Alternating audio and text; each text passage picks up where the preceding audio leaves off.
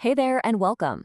You know those projects, the ones that are so huge, so overwhelming, you don't even know where to start? We all have them. They're like these giant elephants just sitting in the room.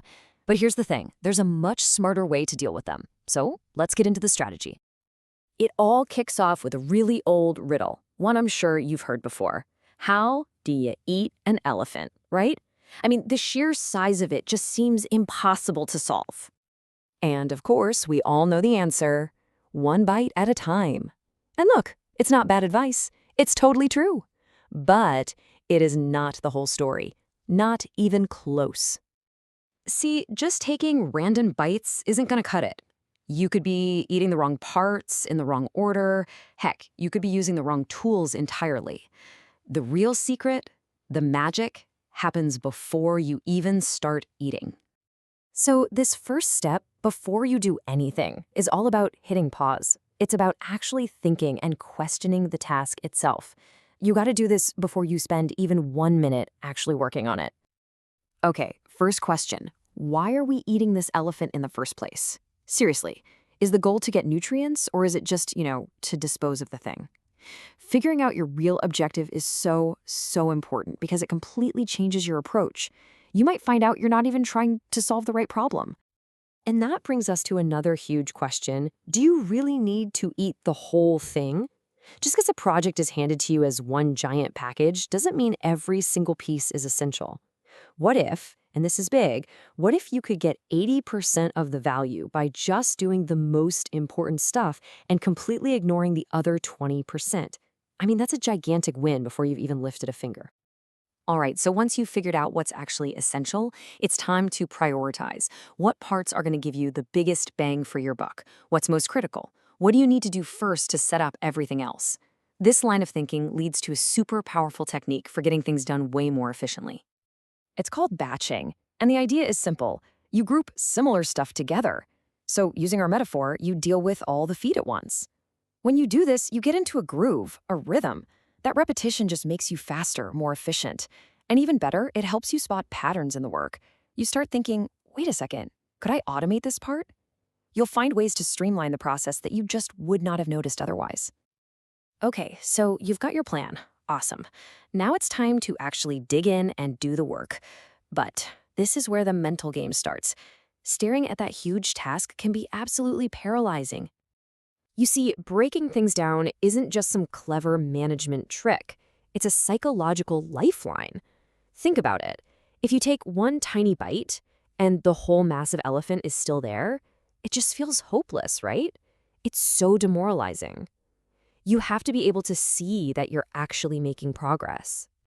There's this great real-world story about mowing a massive 5-acre lawn. At first, the person was just mowing in a giant spiral, and it felt like it would never end. But then they divided the whole lawn into a grid of little squares, and that changed everything. Every time they finished a square, it was this small, visible win. It was the mental fuel they needed to just keep going. And the cool thing is, you can totally engineer this for any project you're working on. Just break your lawn into a grid. Your only job is to finish one of those little squares.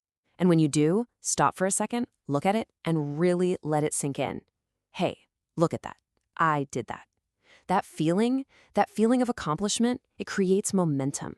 And momentum is one of the most powerful forces you can have when it comes to being productive. All right, so you've got some momentum going. Now we can level up. It's time to stop just working hard and start working smarter. And that's all about tweaking and optimizing your process as you move forward.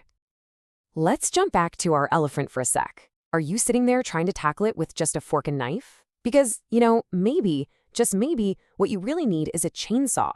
It's a ridiculous image, I know, but it makes a really important point.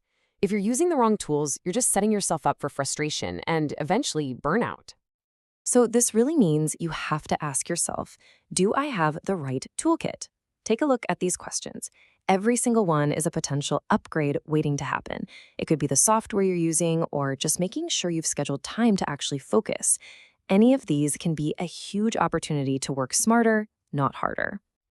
And this is the real beauty of breaking things down into small chunks.